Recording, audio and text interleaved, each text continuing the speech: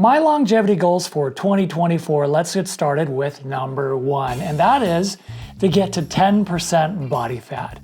There's a lot of research out there that suggests there's a relationship between being lean and longevity. And I won't go into too much detail on all of that. I'll probably make some videos about that later. But I'd like to get to 10% body fat. Last year, I was at 11%. But over time, with the last several months, not just the holidays, but I kind of slacked off on my diet a little bit, and I wasn't paying attention. Next thing you know, I'm at 15% body fat. Oh, boo-hoo! Let me play a sad song for you on the world's smallest violin. I know it doesn't look like it, but oh man, that is embarrassing.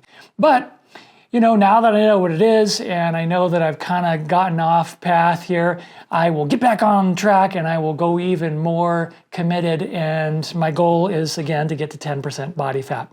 And not just because of the longevity purposes, but because, hey, it looks cool, right? I want to be ripped. I want to have defined muscles. So my next goal number 2, is to increase my VO2 max to 50. This brings me back to a clip that I saw from an interview with Dr. Peter Attia and Tom Bilyeu. Tom Bilyeu was interviewing Dr. Attia, and he said this. So that's what the VO2 max test is. It is measuring your maximum consumption of oxygen. The higher that level, the longer you're going to live. There is no number, there is no biomarker, there's no finding in all of biology that is more predictive of a person's length of life than that specific number. I made a whole video about that particular topic, which I'll link in the description below if you want to check it out. But VO2 max is very important for longevity, and I want to increase mine to 50. That will put me in the elite category for my age. And you know what? I just think that would be really awesome to be elite in something. So my next goal is to go back to the Grand Canyon and do hike the Grand Canyon rim to rim to rim, hike/run, and do that again. I've done it 5 times, but I'd like to do it again. And I haven't decided whether or not I'm going to try to get a new PR, but I do know that I want to do it again. And the reason for that is, well, I just love the Grand Canyon, and it kind of goes along with this VO2 max goal. I know that increasing my VO2 max is going to be really hard. It takes a lot of work. You have to be consistent. You have to really be putting in the time and effort.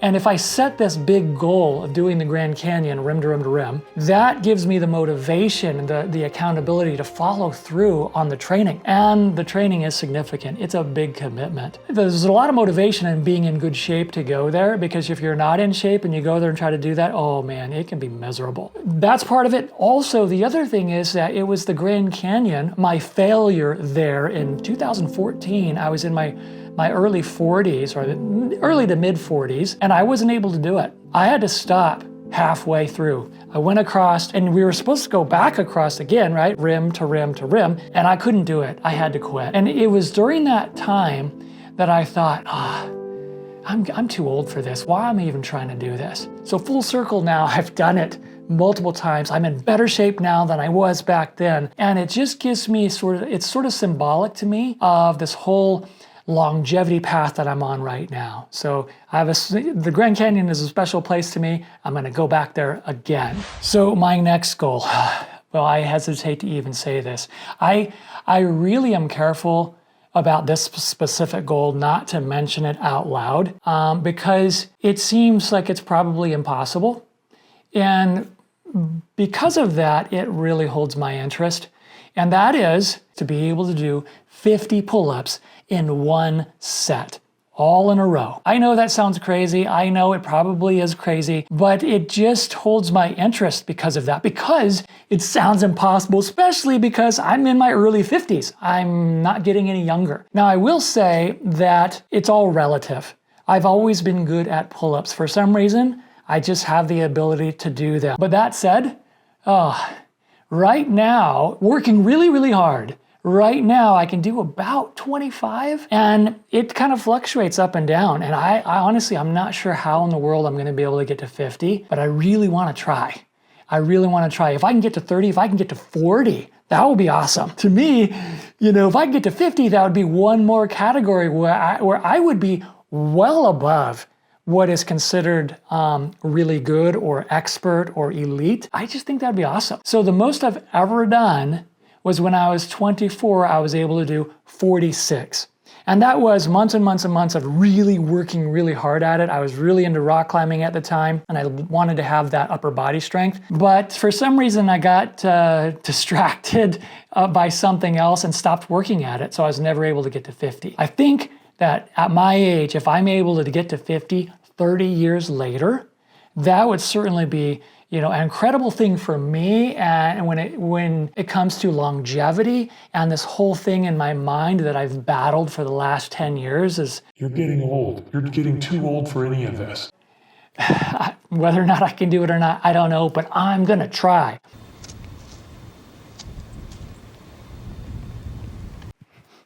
Hi.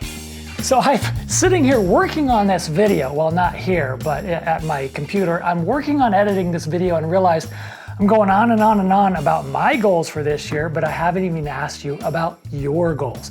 So do me a favor and leave a comment below. Let me know what you're working on. I'd love to hear about it.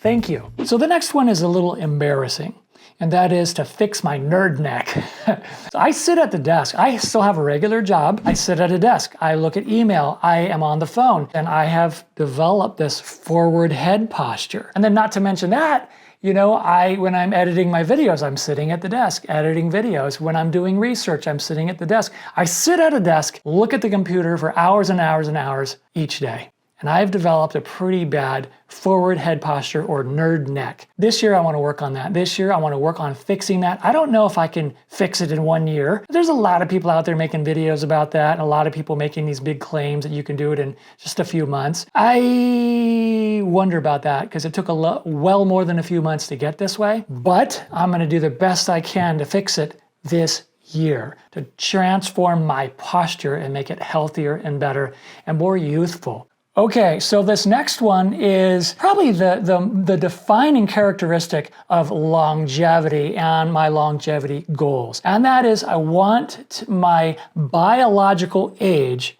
to be 39. Now, last year, about a year ago, I did a test. I went through Inside Tracker, that's the same one that David Sinclair uses, to check my biological age. And at the time, my biological age was 42. I was 51 when I did the test. I'm 52 now. And I have another test I'm getting ready to do, or I ordered another test, and I'm supposed to do that this coming Thursday, I think it is, sometime this week. Quite honestly, I'm embarrassed to say, I don't think it's gonna be lower. I'm fearful that it will be higher, like quite a bit higher, because as I mentioned earlier, I've kind of slacked off a little bit on my routine, which I don't want to admit, but it is what it is. So I need to get that number, see what it is, and then I'm gonna work this year. And this year I'm gonna do some things differently where I'm gonna check it more often.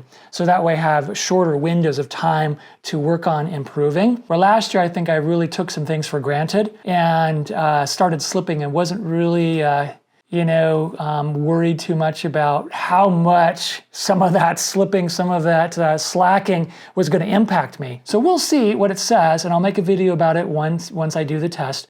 And then from there, I'll have my starting point and see what I have to do. But that's my goal. I will turn 53 in May, and if I could have a biological age of 39, that would be awesome. Okay, so the next one is also a really big one for me, and I've been thinking about this I don't know, for several months, probably off and on for over a year, actually. And that is, I want to become a certified health coach. Now, I'm already a certified keto and intermittent fasting coach, but that is also very narrowly focused. I like to learn. I like to make videos. I like to teach. I feel like if I can bring that all together, it'll level up my content, hopefully bring higher quality content to you, and plus, selfishly, I think it'll be really fun.